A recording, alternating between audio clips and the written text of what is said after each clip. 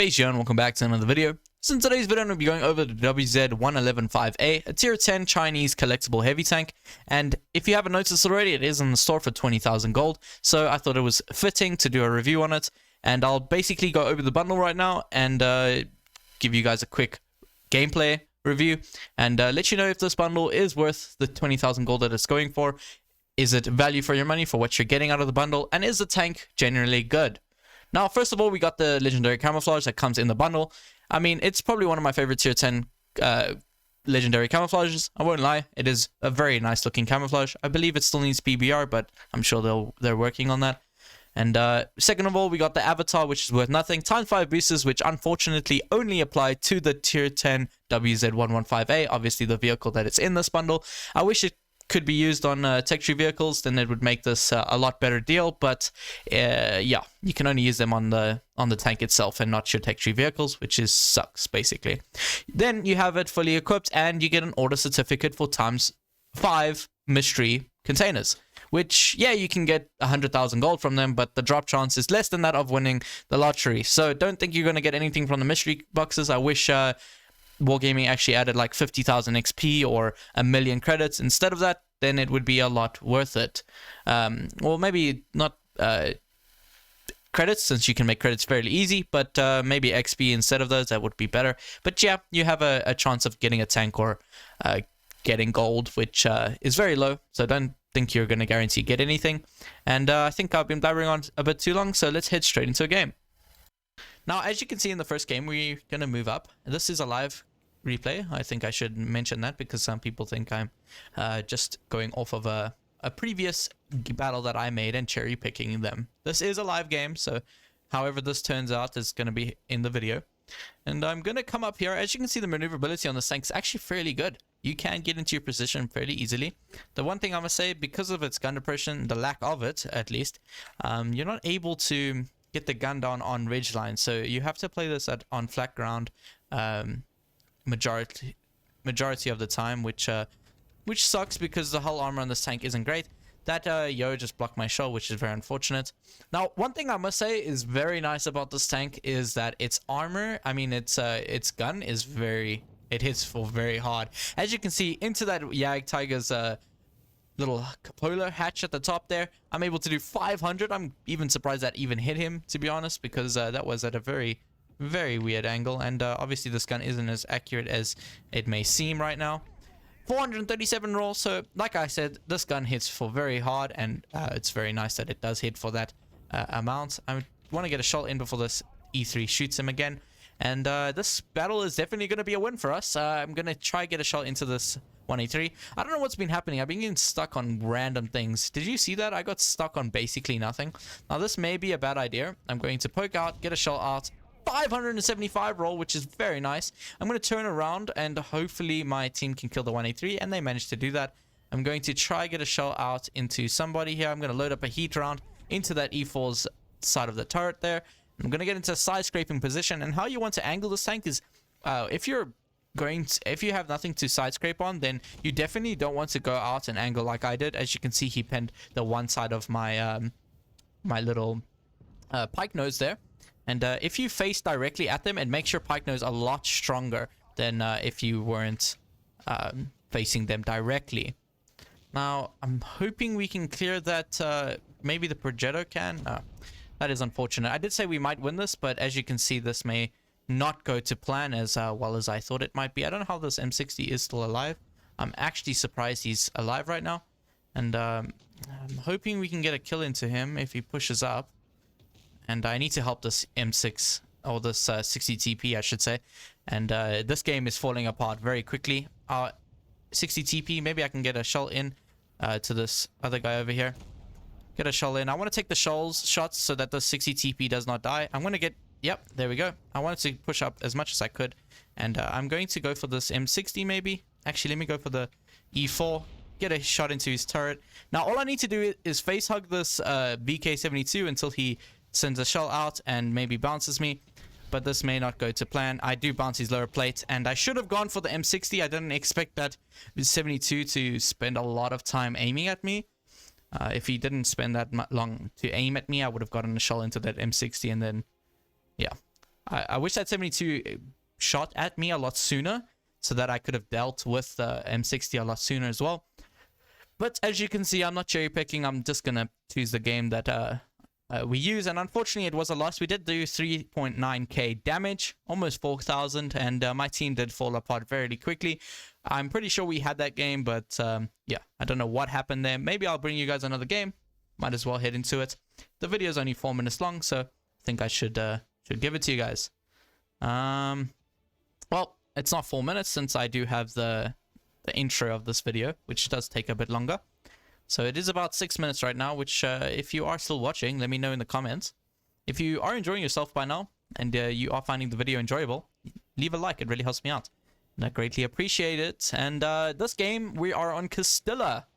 Let me know what you guys think of the new PBR graphics of this map. I do adore them, and I do find Middleburg to be a bit better, since that is quite reasonable, since Middleburg was released a lot sooner. At least it's PBR graphics. Now, this position that I'm going, not a lot of people know of it, and I think it's a good idea for me to teach you this. If you are in a tank that doesn't have good gun depression and is fairly good side scraping, you can get into this position right here. Make sure, well, if the E75 does that, then it doesn't really help you, because you rely on your team in this position to spot people on that ridgeline above C, and if they don't, then this position becomes fairly unusable. Now, I'm gonna hope someone can get spotted here. I don't want to get nukes right away. Maybe we can spot somebody. There's a few people up there. I'm not spotted just yet, and I am spotted now. Maybe we can get a shot into somebody there. Not quite. I'm just gonna reverse. Now, the one problem about this tank is that it's very, very long. As you can see, it's a very long tank, making it, if you are going to poke out, or at least reverse, a lot of the time your hull is going to be shown. But what's very nice is that the turret is being pushed up all the way to the front of the vehicle, meaning if you do poke out, you have a lot less of your vehicle showing if you do decide to poke somebody. Now, the Krong has gone low. E75 has ran away, it seems like, and I'm going to get a shell into that Krong wagon. Unfortunately, it bounces. I'm going to hope that I don't get shot by the Super Conk. I'm going to get in a position that I can side scrape if he decides to push out. My team is still in spawn. I don't know what they're doing. This is the one thing about these teams, is that while you can be in a great tank like the WZ-111, if your team does not decide to do their job, then it is going to fall apart for you. Now, obviously, that Badger has a lot more DPM than me, and obviously reloads before me. And I did poke him front on, meaning he was able to get a shell into me, so I do not want to get another shell from him into my tank. I'm going to try and get a shell into the WZ-120 over here. Maybe that 140. We can get a 433 roll into him. Not a great trade for on his part. And maybe we can get our gun down on this E75. I don't want to show the side of my tank to that Badger. I'm not sure what this E75 is doing, but it is working against my team. Very unfortunate, to be honest. And maybe I can get my gun down on this E75 if he decides to come up here. And yeah, it won't be a good time for him if he does decide to push up here. I'm not sure what his plan is, to be honest, and I'm not able to get my gun down, and this is when I wish the 111-5A had more gun depression, since I am not able to deal with this E75. And now, because my team allowed him to get to this position, I'm not able to help my medium tank on the hill deal with those guys. And it is very unfortunate that this is happening, and we are going to definitely lose this. I can maybe get a shell into that 140, somehow miss it. That's very unfortunate. And I'm going to poke out, see if I can kill this 120. Let's see, we are reloaded now. And our shell goes nowhere. That is one problem with this tank, I must say, is that on the move, it is... I'm going to reload, get back up. I'm going to get a shell from him, which is unfortunate. We can get a killing shell into this 140, meaning that we only have the E75 to deal with, which has a very bad DPM, I must say. So he's going to back up. He's not going to want to deal with us. We somehow bounce a heat round on the side. Oh, it's on that little damn red spot there, man. That sucks, I must say. He is backing up in the right place, and we can get a kill shot into him. I'm going to turn around, hopefully not getting a shell in by this WZ. He has very high alpha, so that is unfortunate that he was able to get a shell into us. I do, however, want to clear this guy, so if I poke out here... I poked out way too late. I thought that Badger wasn't going to be able to get a shell into me, and I should have poked that WZ-120 a lot sooner. And we're going to get into a side scraping position here. and hopefully wait for this WZ-120 to make a mistake. And he does get killed in making a mistake there. And maybe if we are not unspotted or spotted, maybe this badger will get spotted and we can get a shell into him. However, he will need to be spotted before I do so. Now, we are very low on health. I didn't side scrape and do the right things most of the time, but we are still alive, which is great. You always want to still be alive. And as long as our team, we are low on caps, so I need to push up, but I'm probably going to get spotted shy by the badger, which is very unfortunate. I'm going to get straight into a side scraping position if he is still there. And I cannot go to A. My team wants me to go to A, but I cannot do that. I am not fast enough.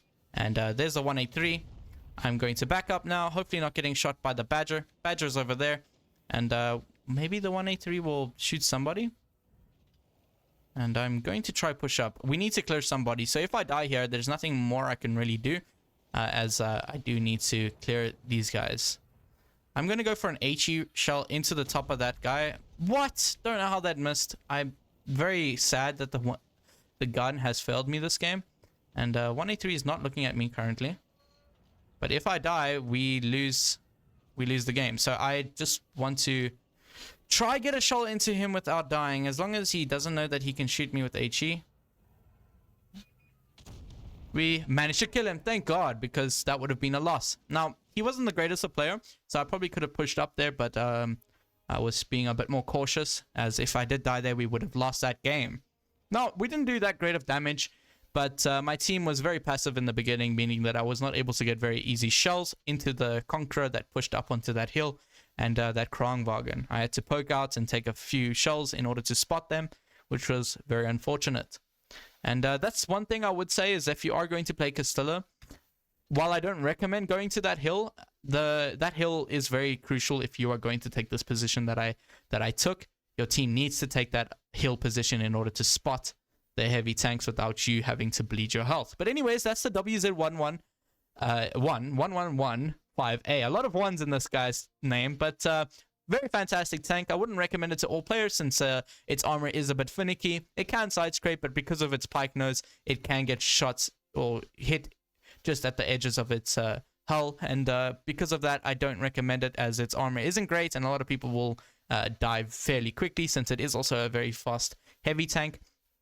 The gun is fantastic. I did miss a few shells there. I'm trying to wonder if it's maybe the equipment that I'm running, and maybe a bit of changing up will make the gun a bit more accurate. But yeah, anyways, that's the WZ-111-5A. If you did enjoy yourself, make sure to like and subscribe. It really helps me out and I greatly appreciate it.